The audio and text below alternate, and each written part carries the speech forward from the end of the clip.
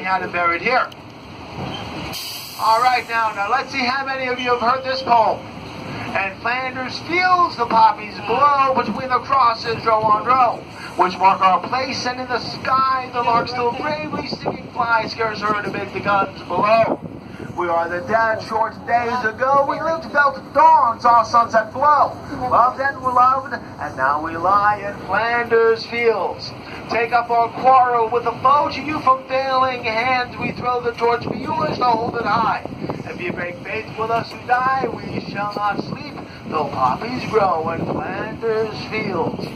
Now, this poem was written by Canadian surgeon John McCrae in memory of his fallen friends in World War I. Since then, the poppies have become an international symbol of remembrance and sacrifice throughout the world. And at the end of the tour, I'll be giving out poppies for everyone, so feel free to come by and take one before you leave today. Coming up on the left, follow this walkway. There's a set of steps in the middle. At the bottom of those steps, there's a single stone on the left in front of all the other stones. That's the final resting place for civil rights activist Medgar Evers.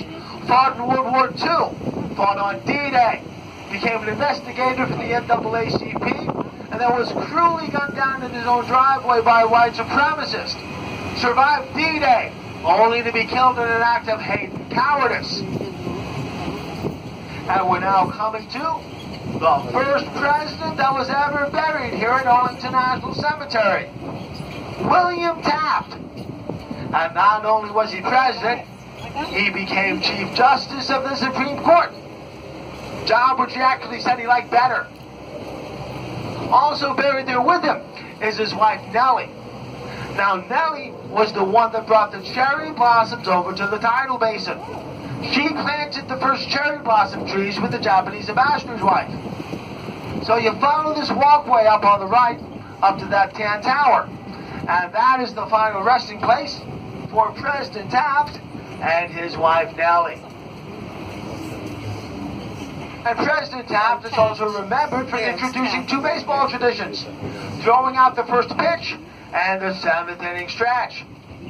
President Taft was a large man. Baseball stadium seats were fairly small. Come the seventh inning, he felt the need to get up. And if the president gets up, everybody gets up. And that's how it all began. Coming up on the left over here, have a nice view of the Lincoln Memorial across the bridge. And above the Women's Memorial here on the right is the Arlington House Robert E. Lee Memorial, signifying the final link between the North and the South. So I'd like to thank you for spending some time with us here at Arlington National Cemetery. Also, let me remind you, your ticket is also good for the weekend tour. That's 3 extra stops on the other side of the cemetery over here, about another 15 minutes. There's a trolley that says weekend tour on it. You show them your ticket and they'll take you to the other side of the cemetery. Also, notice the back of your ticket is also a commentary card. Feel free to fill that out. Let us know what you like, what you enjoyed. Postage is already paid, so just drop it off in the mailbox. Always interested in hearing from you. And please wait till we come to a complete stop before you disembark the vehicle. BJ will get us as close to the Welcome Center as possible. And again, I'd like to thank you for spending part of your day with us here at Arlington National Cemetery. It's a privilege to show you such a beautiful and historic place. I hope you enjoyed your visit.